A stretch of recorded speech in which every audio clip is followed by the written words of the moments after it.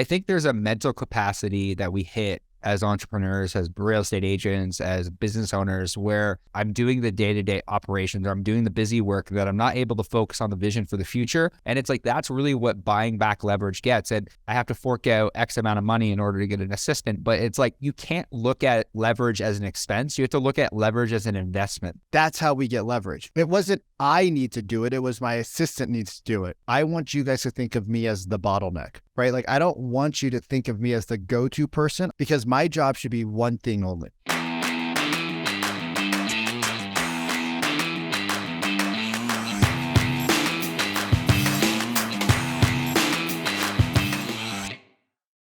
You're listening to the #1 real estate podcast in the world, where we talk with the real estate professionals about their wins, losses, lessons, stories, help you win in your local market today. My name is Cody from Sheridan Street. I'm joined with Vikram Deol of the Real Estate Sales Academy. We are here and we are doing a single episode with just Vikram and I today. No guest. But today we want to chat a little bit about leverage and a little bit about hiring. Vikram and I, over the last couple of years, have managed businesses that have grown significantly. Vikram has had experience, obviously, building a pretty large real estate team out of the Seattle area, and I've built our marketing agency. I think we have over 33 or 34 staff members now, spread out across the world. So really want to talk about leverage, because I've been having so many conversations over the last couple of weeks with real estate agents that feel like they're bottlenecked in their business. And Vic, I'll let you start. I'll let you start this one, and we can just jam a little bit today about leverage, about kind of what your ethos is, and what you believe around leverage and around hiring people and around getting the right people on your team. And let's start there. Cool, man. Well, thank you for doing this. When it comes to leverage, like, let's just be fully honest here. We had a podcast booked with a guest that our system did not fire for some reason. Whatever the reason was, there was a glitch in the matrix. And the first thing you said was, I need to have my assistant, Sophia, do X, Y, and Z for the future. It wasn't I need to do it. It was my assistant needs to do it, right? Because that's how we get leverage. And in the last month, I've seen Cody have more free time to take care of himself, to go to the gym, to go get an IV, to go get a massage, right? To go to dinners and enjoy the hard work. But let's be honest, last year, Cody was in a season of full tilt, like you were summer farmer, out every day, working. And here's the thing that I always tell my team. I just hired an assistant here, an EA in Medellin, where I'm living, because I need somebody local for me. That's just how I like to operate. And what I told her was, because she's like, hey, I need your approval on this or this and this. I said, no, you need to ask Ray, who's been with us longer. I said, I want you guys to think of me as the bottleneck, right? Like, I don't want you to think of me as the go-to person. I want you guys to think of me as the bottleneck, because my job should be one thing only. It should be delivering an extraordinary client experience, coaching and training, and it should be on sales calls. There should be nothing else that I really do other than like podcasts, marketing stuff, right? But like, I shouldn't do anything else. Like, I shouldn't get my own coffee. I shouldn't get my own water. I shouldn't take my clothes to the dry cleaners. And it's not because I'm above that. It's because that isn't my highest use of time. Because if you can get into your highest use of time by adding leverage into your life, you become less and less of the bottleneck. And most businesses, Cody, don't stop growing because they don't stop growing because they have a lack of desire. They stop growing because they have the lack of capacity. Like, what do you think on that one? Yeah, I think there's a mental capacity that we hit as entrepreneurs, as real estate agents, as business owners, where it's often hard to think about the high level thinking things. And I've had this conversation with multiple real estate, like high performing real estate teams, where it's like, I'm doing the day-to-day operations, or I'm doing the busy work that I'm not able to focus on the vision for the future.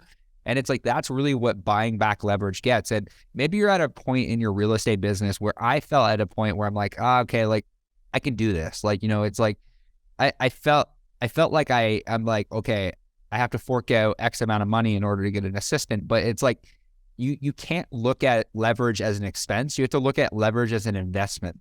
Right. And when you decide to reinvest back into your business, it gives you the ability to go out and find more business. And right now in the marketplace, I have a firm fundamental belief that real estate agents are focused on the wrong things. They're doing the busy work. They're not having enough conversations. If you just increased your conversation volume, you will make more money this year. The people that are focused on scripting, they're focused on skills, and they're focused on conversation volume, they're winning. They're winning in almost every single market because that's where currency is created. It's created in the conversations, created in the networking, in the relationships. But one of the things that happens, and this has happened for me as well, where it's like, okay, I have to do this thing, I have to do this thing, I have to do this thing, and it's all admin tasks that I don't really have to do it.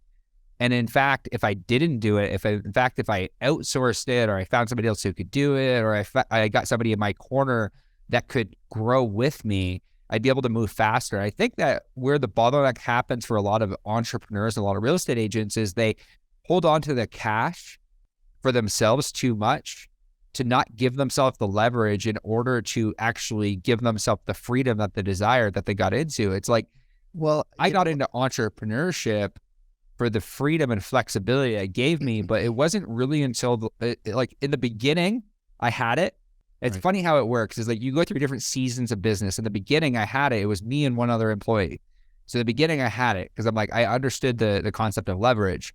And then over the last 2 years, as we started to build Sheridan Street, I lost the leverage because I'm like, okay, we started hiring other things in order to create a program. So you get to a point where, and depending on where you're at in your business, and you probably went through this as well in your real estate business, you hit $1 million, you hit $1 million like in revenue, and all of a sudden you're like, man, I have less money now than I did when we were doing 500,000. This is crazy. Like we were the exact opposite. Okay. Yeah. We at 500,000 to 700,000, we weren't very profitable. We were decently profitable because I was still heavily in production. Yeah. But we were scaling up for that 1.5 to $2 million range. So we were over indexed on leverage, right? We had, at one point it was one team member to every salesperson. So we were super over indexed on it. I want to back up a little bit and talk a little bit. You brought up a really good point, and just a full disclosure, like this topic, you guys, that we came from, it was Cody and I were sitting here, we're just jamming, we're sharing some ideas, and Cody's like, we should just do our own podcast right now. I'm like, yeah, we got 20 more minutes left, 15 more minutes, let's do it. And it's like, what do you want to talk about? I went to vidIQ, and vidIQ is a YouTube service, and we were talking about ideas like 20 minutes ago about how we are, like, one of the trending topics right now is how I'm the bottleneck in entrepreneurship. And I was like, bro, we talk about this all the time. Why have we never done a podcast about this? Like, we didn't come up with this amazing original idea, but we talk about it every day when we go to dinner. And it was just like, dude, let's do this topic, because you talked about admin work about 5 minutes ago. And here's what happens. It's not that you need a full-time employee, but if you were to take that $400 transaction coordinator, right? Most markets that I know, it's $300 to $450 for a transaction coordinator, right? If you were to take a good transaction coordinator and have them do 5 or 10 of your files for the year, right? That'll cost you $4,000. It's beans. That you would happily give a $25 referral fee to an agent that sent you a client. And that would probably cost you $3,000 to $4,000 in most markets, right? $10,000 commission, give a 25% referral fee. That's $2,500. So you outsource 10 files for the year, right? You don't need a full-time TC. If you're not doing 50 plus, 80 plus deals, you don't need a full-time TC, but you outsource that and you're paying $400. And guess what? TC gets paid the same way you get paid. If the deal doesn't close, they don't get paid. So everybody has an incentive to see the deal to the end. That 10 hours of work, right? A typical transaction is probably about 10 to 12 hours of work, right, Cody? Like if you're really efficient or you have really low touch, it might be 5, but if you're inefficient, it might be 14. And if you're just using that to feel like you're doing something because you don't know how to prospect, you don't know how to have those conversations, then it feels like you're working really hard, but you outsource that admin work. You bought yourself back every month 10 hours of prospecting time. You bought yourself back 8 hours of prospecting, 2 hours of skill building. You bought yourself back 3 hours a week to go to the gym, right? So if you take that 10 hours a month right? You could go do so many things, but it's costing you what, $400 at the end of the transaction. Well, then you got to work backwards and figure out like, what is your hourly rate? Like, like if you're sitting there thinking, okay, I'm buying back 10 hours of my time, it's also like, what is my time worth? Yeah. And then B, what could I produce if I were to buy back my time? Like, well, what would you say the average real estate, like if you're an average agent, let's be above average, but let's say you're making $100,000 a year. Yeah. Right. But your goal is to go to 200. That would put your time at what? Like if you wanted to go to $200,000 a year, how many hours are there in a year? Like 2080. So 200,000 divided by 2080, $100 an hour. So if you value your time at $100 an hour, how much does it cost you for an admin? Yeah, like you can get one. It depends on whether you go virtual or whether you go in person. I think a lot of people struggle going virtual because they don't know how to train people. Yeah. But there are VA companies and there's VA staffing companies that will help you train people. I think that the biggest lesson that I had early on in my career when I hired virtual, because like we're pretty much all virtual. Right. There's a few things to hiring a virtual that like, and I know that you do even though your people are in person, eventually they could be virtual as well. Well, we have both. We're a hybrid. A hybrid. And like we have people in Canada, we have people in Latin America. The interesting thing about virtual is what I've come to learn is regardless of whether they're virtual or whether they're on the ground, they need a big vision. Yeah. They need a big vision for the future. If you want to attract top talent, you need to have a big vision for where you're headed.